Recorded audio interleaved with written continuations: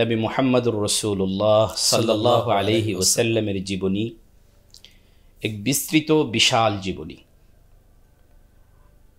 মজার বিষয় হলো আদম আলা নবিয়িনা আলাইহিস সালাতু ওয়াসসালাম থেকে নিয়ে শুরু করে সাইয়্যিদনা ঈসা আলাইহিস সালাতু ওয়াসসালাম পর্যন্ত কোনো নবীর জীবনী আল্লাহ এতটা গুরুত্বের সাথে সংরক্ষণ করেননি যতটা গুরুত্বের সাথে সাইয়্যিদুল মুরসালিনের জীবনী সংরক্ষণ করেছেন। যেহেতু আল্লাহ পাক রব্বুল আলামিন নবী মুহাম্মদুর রাসূলুল্লাহ সাল্লাল্লাহু আলাইহি ওয়াসাল্লামকে কিয়ামত পর্যন্ত অনাগত উম্মতের নবী হিসাবে প্রেরণ করেছেন, নবীর অবর্তমানে নবীর আদর্শ পৃথিবীতে টিকে থাকবে সেই হিসাবে আল্লাহ রব্বুল আলামিন নবীজির জীবনীকে পুঙ্খানুপুঙ্খানুরূপে হেফাজত করেছেন, বিস্তৃতভাবে হেফাজত করেছেন। অন্য কথায় যদি আমরা বলি যে আমরা মুসলমানরা গর্বের সাথে বলতে পারি যে আমাদের নবীজির জীবনী জন্মের পূর্ব থেকে নিয়ে মৃত্যু পর্যন্ত পুরোটাই আমাদের কাছে সংরক্ষিত আছে, প্রতিটি মুহূর্তের কথা আমাদের কাছে সংরক্ষিত আছে। রাসূল করিম সাল্লাল্লাহু আলাইহি ওয়াসাল্লামের জীবনীর আলোচনা কোথা থেকে শুরু করব? আমরা একটা হাদিস থেকে শুরু করি। হযরত আবু হুরায়রা রাদিয়াল্লাহু তাআলা আনহু নবীজিকে একদিন জিজ্ঞাসা করলেন, ইয়া রাসূলুল্লাহ, আপনি কবে নবী হয়েছেন? মাতা কুনতা নবিয়ান।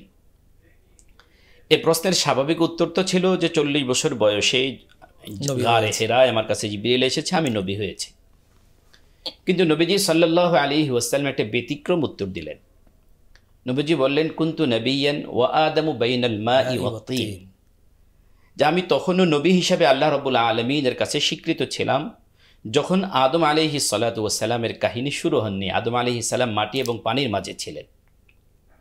এই হাদিস থেকে আমরা দেখলাম যে সৃষ্টির শুরুতে সবার আগে নবী মুহাম্মদুর রাসূলুল্লাহ সাল্লাল্লাহু আলাইহি ওয়াসাল্লামের আলোচনা। কোরআনুল কারীমের একটা আয়াত আমাদেরকে আরেকটা বাস্তবতার দিকে দৃষ্টি নিবদ্ধ করে।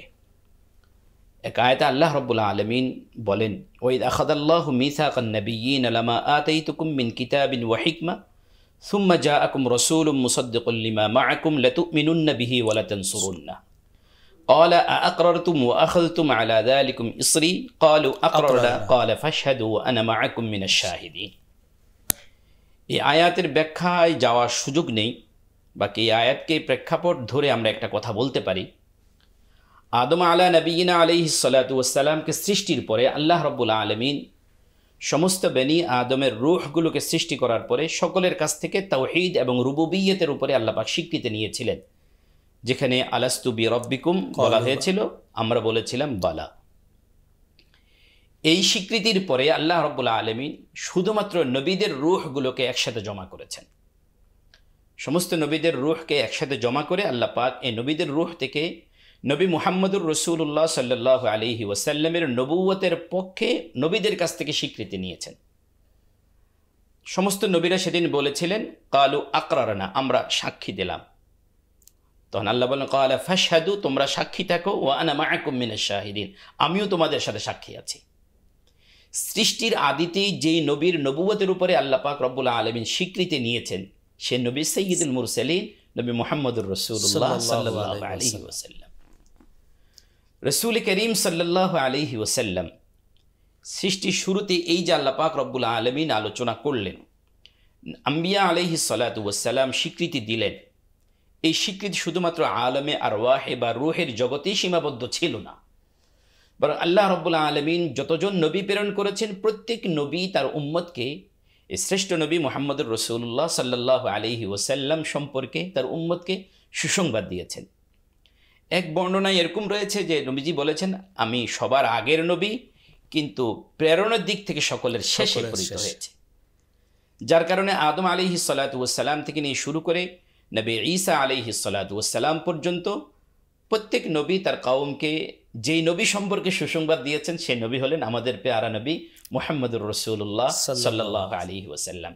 পবিত্র কোরআনুল কারীমের এক আয়াতে আমরা দেখতে পাই হযরত ঈসা আলাইহিস সালামের সুসংবাদ এইভাবে বর্ণিত হয়েছে, ওয়া মুবাশশিরাম বিরাসূলিন ইয়াতি মিন বা'দি ইসমুহু আহমদ, তিনি একজন রাসূলের সুসংবাদ দিয়েছেন যিনি তারপরে আসবেন, তার নাম হলো আহমদ। নাম সহ তিনি সুসংবাদ দিয়েছেন, মুবাশশিরাম বিরাসূলিন ইয়াতি মিন বা'দি ইসমুহু আহমদ। এই যে সুসংবাদের এই ধারাটা এটা চলে আসছিল, ইহুদি এবং খ্রিস্টানরাও জানতো যে পেয়ারা নবী সৈয়দুল মুরসালিন আসবেন। ইহুদিদের সাথে মুসলমানদের শত্রুতার একটা জায়গার একটা পয়েন্ট হলো এই, ইহুদিদের ধারণা ছিল হযরত মুহাম্মদুর রাসূলুল্লাহ সাল্লাল্লাহু আলাইহি সাল্লাম ইসহাক আলাইহিস সালামের বংশে বনি ইসরাঈল আসবেন, কিন্তু আল্লাহ পাক রব্বুল আলামিন সৈয়দুল মুরসালিনকে হযরত ইসমাঈল আলাইহিস সালাতু ওয়াস সালামের বংশে প্রেরণ করলেন। নবী মুহাম্মদুর রাসূলুল্লাহ সাল্লাল্লাহু আলাইহি ওয়াসাল্লাম আসবেন এই সুসংবাদ পৃথিবীতে থাকার কারণে আমরা অনেক ঘটনা দেখতে পাই। একদিক থেকে মদিনায় কওমে তুব্বা বাদশাহ মদিনায় এসেছেন, নবীজির হিজরতের জায়গা। কওমে তুব্বার যে ঘটনাটা সেটা যদি একটু আমাদেরকে একটু যদি বলতেন। কওমে তুব্বার আলোচনা বলতে গেলে আসলে রাসূল করিম সাল্লাল্লাহু আলাইহি ওয়াসাল্লামের আলোচনার মূল ফোকাসটা নষ্ট হয়ে যাবে। আমরা এতটুকু শুধু জেনে রাখি যে তুব্বা বাদশাহ মুহাম্মদুর রাসূলুল্লাহ সাল্লাল্লাহু আলাইহি ওয়াসাল্লামের জন্য অপেক্ষা করেছেন এবং উনি আবু আইয়ুব আনসারী রাদিয়াল্লাহু তাআলা আনহুর যে ঘরটা ছিল, ওনার পূর্ব আবু আইয়ুব আনসারী রাদিয়াল্লাহু তাআলা আনহুর যে ঘরটা, যে ঘরে নবীজি অবস্থান করেছেন, এই ঘরটা তুব্বা বাদশাহ নবীজি সাল্লাল্লাহু আলাইহি ওয়াসাল্লামের জন্য বানিয়ে রেখেছিলেন 300 বছর পূর্বে। যাই হোক, পূর্ববর্তী নবীদের আসমানি কিতাবের মধ্যে আমাদের নবী মুহাম্মদুর রাসূলুল্লাহ সাল্লাল্লাহু আলাইহি ওয়াসাল্লামের আলোচনা ছিল। এছাড়া রাসূল করিম সাল্লাল্লাহু আলাইহি ওয়াসাল্লাম আরেকটা কথা বলেছেন, সৈয়দুল মুরসালিনকে আল্লাহ পাক রব্বুল আলামিন পৃথিবীতে পাঠাবেন। তো আল্লাহ রব্বুল আলামিন পৃথিবীতে পাঠানোর আগে আল্লাহ রব্বুল আলামিন কিছু স্টেপ কায়েম করেছেন, কিছু পদক্ষেপ পৃথিবীতে সাজিয়েছেন।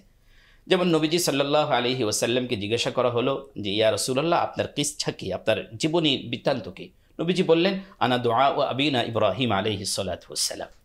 নবীজি হলেন কাবার ইমাম, আর ইব্রাহিম আলাইহিস সালাতু ওয়াস সালাম কাবা বানালেন, ইমাম দরকার। ইব্রাহিম আলাইহিস সালাতু ওয়াস সালামকে দিয়ে সর্বপ্রথম আল্লাহ রাব্বুল আলামিন নবীজিকে পৃথিবীতে পাঠানোর জন্য দোয়া করালেন।